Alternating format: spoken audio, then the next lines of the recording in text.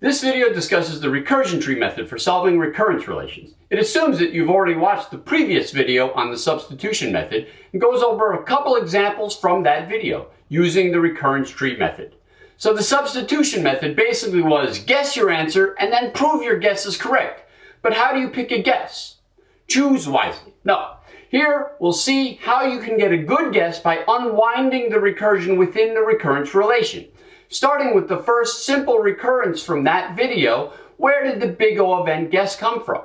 Let's imagine that we have no guess at all. We only have this recurrence relation, and what we want to do is get rid of the recurrence term on the right.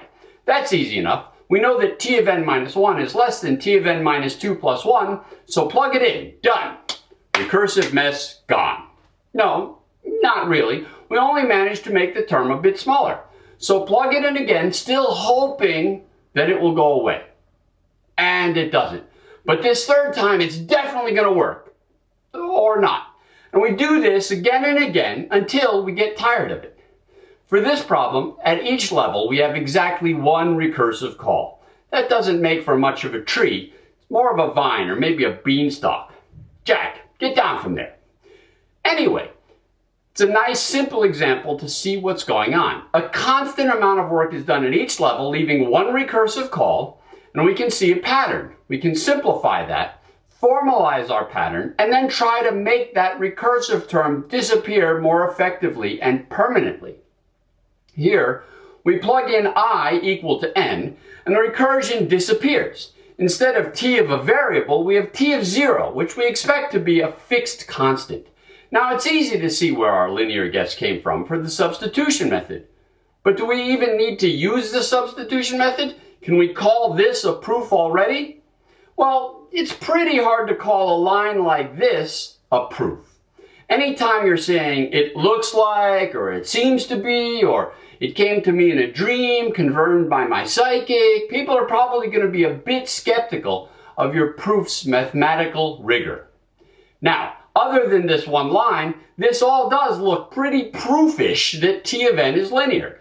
So if we want to avoid the substitution method, we can prove that weak link of our proof using induction on I.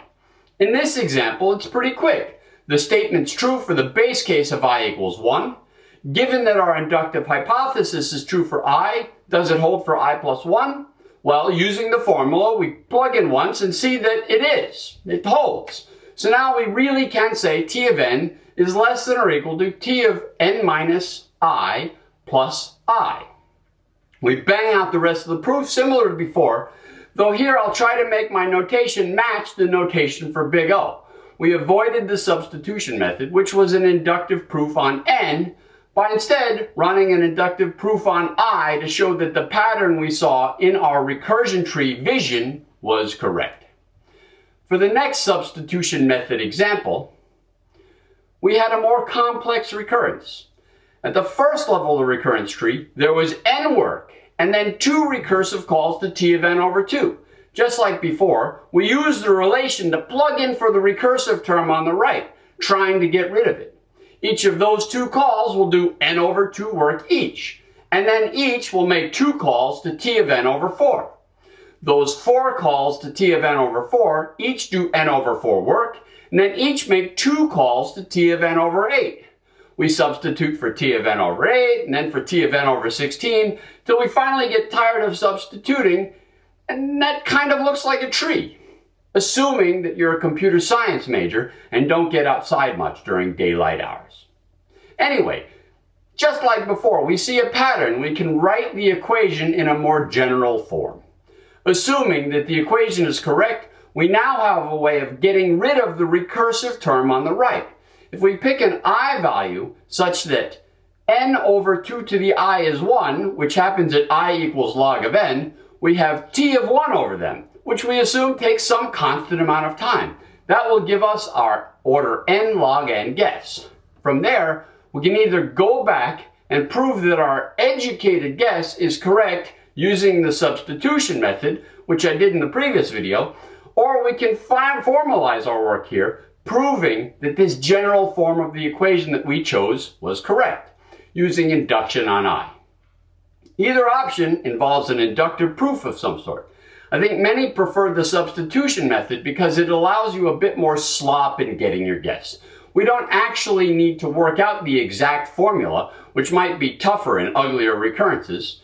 You just need to work out enough to have the right asymptotic guess.